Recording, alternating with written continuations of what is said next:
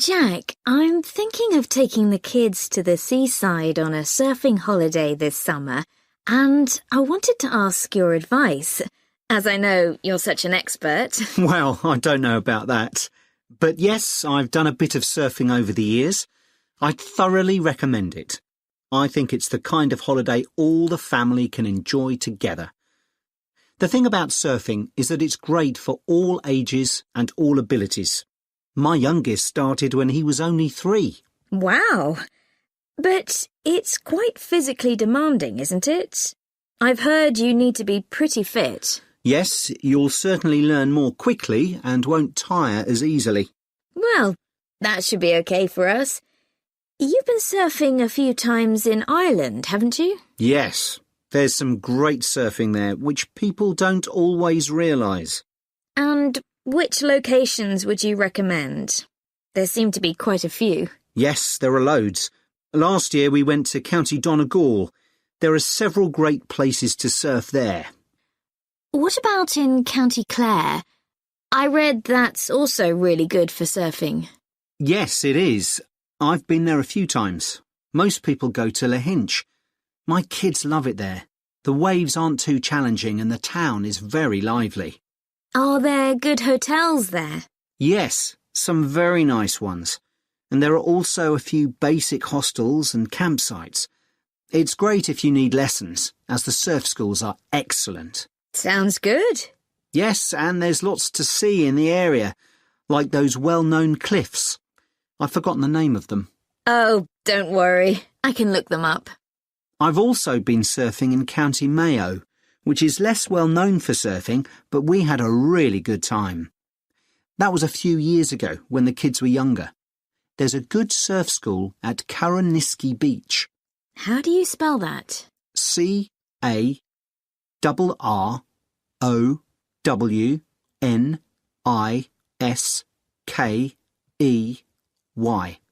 Okay. I put the kids into the surf camp they run during the summer for 10 to 16-year-olds. Oh, right. How long was that for? 3 hours every day for a week. It was perfect. They were so tired out after that. I can imagine. One thing we did while the kids were surfing was to rent some kayaks to have a look around the bay, which is nearby. It's really beautiful. Oh, I'd love to do that. Now, the only time I went to Ireland, it rained practically every day. Yes, that can be a problem. But you can surf in the rain, you know. It doesn't have the same appeal somehow. Well, the weather's been fine the last couple of years when I've been there. But actually, it tends to rain more in August than in the spring or autumn. September's my favourite month because the water is warmer then. The only problem is that the kids are back to school then. I know. But one good thing about Irish summers is that it doesn't get too hot. The average temperature is about 19 degrees, and it usually doesn't go above 25 degrees. That sounds all right. Now, what about costs? Surfing is a pretty cheap holiday, really. The only cost is the hire of equipment. You can expect to pay a daily rate of about €30 for the hire of a wetsuit and board. But you can save about €40 if you hire by the week. That's not too bad. No. It's important to make sure you get good quality wetsuits. You'll all get too cold if you don't. And make sure you also get boots. They keep your feet warm, and it's easier to surf with them on too. Okay, well, thanks very much for that.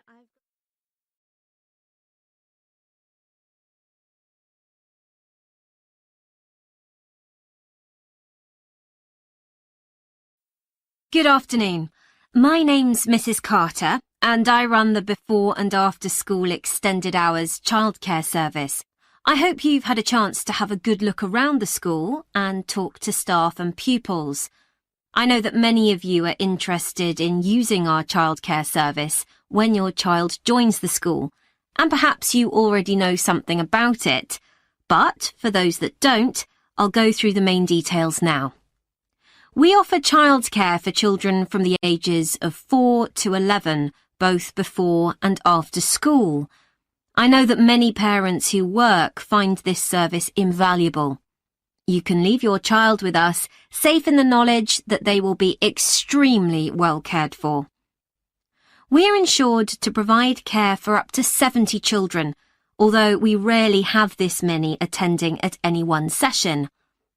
I think we generally expect around 50 to 60 children for the afternoon sessions, and about half that number for the breakfast sessions. Although we currently do have 70 children registered with us, not all of these attend every day. It's 10 years since we began offering an extended hours service, and we've come a long way during that time. When we first opened, we only had about 20 children attending regularly. We try to keep our costs as low as we can, and we think we provide very good value for money. For the afternoon sessions, which run from 3:30 until 6 p.m, it's £7.20. But if you prefer, you can pay for 1 hour only, which costs £3.50, or 2 hours, which costs £5.70. The cost of the childcare includes food and snacks. They'll be given breakfast in the morning and in the afternoon, a healthy snack as soon as they finish school. At 5 p.m, children are given something more substantial, such as pasta or a casserole. Please inform us of any allergies that your child might have, and we'll make sure they're offered a suitable alternative. As you may know, the childcare service runs through the school holidays from 8 a.m. to 6 p.m. We offer a really varied and exciting programme to keep the children entertained. We don't want them to feel as if they are still at school. It will also feel different because they'll get the chance to make new friends with children from other schools. Spaces are available for them because a lot of our term time children don't always attend during the holiday. In the past, parents have asked if children over the age of 11 are allowed to come with their younger brothers and sisters, but I'm afraid we're unable to do this because of the type of insurance we have. So now let me tell you about some of the activities that your child can do during the after-school sessions. As well as being able to use the playground equipment, computers, and the library, there is usually at least one special activity that children can do each day. For example, Spanish. We have a specialist teacher coming in every Thursday to give a basic introduction to the language through games and songs. She does 2 sessions, one for the over 8s and one for the younger children. This is the only activity which we have to make an extra charge for, but it's well worth it. Once a week, the children have the opportunity to do some music. We're very lucky that one of our staff is a member of a folk band. On Mondays, she teaches singing and percussion to groups of children. We do rely on parental support for this, so if any of you sing or play an instrument and would be prepared to help out at these sessions, we'd be delighted. Painting continues to be one of the most popular activities. To begin with, we weren't keen on offering this because of the extra mess involved, but children kept asking if they could do some art, and so we finally gave in. Art is great for helping the children to relax after working hard at school all day. Yoga is something that we've been meaning to introduce for some time, but haven't been able to find anyone available to teach it. Until now, that is. So we'll see how this goes. Hopefully, children will benefit in all sorts of ways from this. Cooking is another popular activity. They make a different sort of cake or pizza or bread each week. Although the younger children love doing it, we found that the mess was just too much. So we've decided to restrict this to the over 8s, as they are better able to clean up after themselves.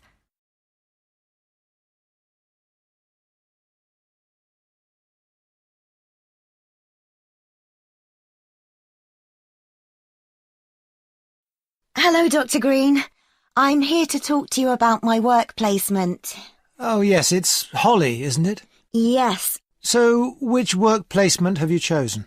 I decided to go for the Orion Stadium placement. The event I'll be managing is one where I'm helping to set up a sports competition for primary school children. Yep, that's always a popular placement, even though it can be tougher than you think, working with children.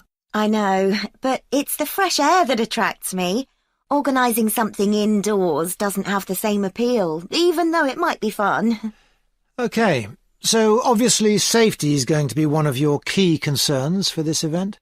Yes, I've already thought about that. I'll need to make sure none of the equipment's damaged. Ah, well, you'll be working with schools, so the equipment will be their responsibility. However, the grounds and what goes on there will be yours. Oh, I see.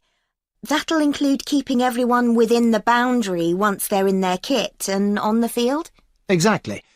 You'll need to inspect areas like changing rooms as well, for anything someone can trip over, but your main priority will be not to lose anyone. Right. I'll need staff to help with that. And don't forget about the spectators. I was thinking that many of them will be parents who could help run the event. I wouldn't rely on that. They'll be more interested in filming their children than volunteering. I'll need to make sure they don't interfere with events doing that. And that's not always easy, especially when a proud parent's trying to get a snap of their child and you want them to move elsewhere. OK. What about the scheduling? With sporting events, there are all sorts of things that can alter the timetable, like rain, for instance, though so far we've always been lucky with that. Yeah, and I was thinking about what to do if someone got hurt as well. I know that last year that caused a terrible delay. You have to be prepared for such things. Oh, what if a match ends in a draw? Do you let the teams keep going until someone wins? That'll be up to you. And again, you need to plan for it. Right. Now, the aim of your work placement is to give you the opportunity to develop the skills that an events manager needs. So let's talk about those a bit. Well, I think my communication skills are pretty good. I can talk on the phone to people and book venues and that kind of thing. Good. Just remember, it isn't only about what you say. If you meet someone face-to-face and want to persuade them to be a sponsor, for example... Oh, I'll dress up for that, sure. Good. Let's go on to think about your organisational skills. You're working in a very people-based industry, and that means things won't always go to plan. I guess it's being prepared to make changes that matters. That's right. You may have to make an on-the-spot change to a timetable because of a problem you hadn't anticipated. Just do it, OK. How's your time management these days? I'm working on it. I'm certainly better when I have a deadline, which is why this work suits me. Yes, but it's how you respond as that deadline approaches. I know I've got to look calm, even if I'm in a panic. Just think to yourself, no one must know I'm under pressure. Yeah, even though I'm multitasking like crazy. Another skill that events managers need is creativity. Often your client has what we call the big picture idea, but it's up to the events manager to think of all the fine points that go to making it work. Right. So I need to listen carefully to that idea and then fill in all the gaps. That's right. And you'll have a team working under you, so another key skill is leadership. Your team may have lots of ideas too, but you've got to make the ultimate choices. Do we have refreshments inside or out, for example? Isn't it better to be democratic? It's a nice idea, but you have the ultimate responsibility. So believe in what you think best. Be prepared to say, yes, that's a good idea, but it won't work here. I see what you mean. What about the networking side of things? I know it's an area that a lot of students worry about, because we don't have much experience to offer others. But even without it, you can still be an interesting person with useful ideas, and the more people you impress, the better. I guess that will help me when I apply for a real job. Exactly. Think ahead, remember what your ambitions are, and keep them in mind. Definitely.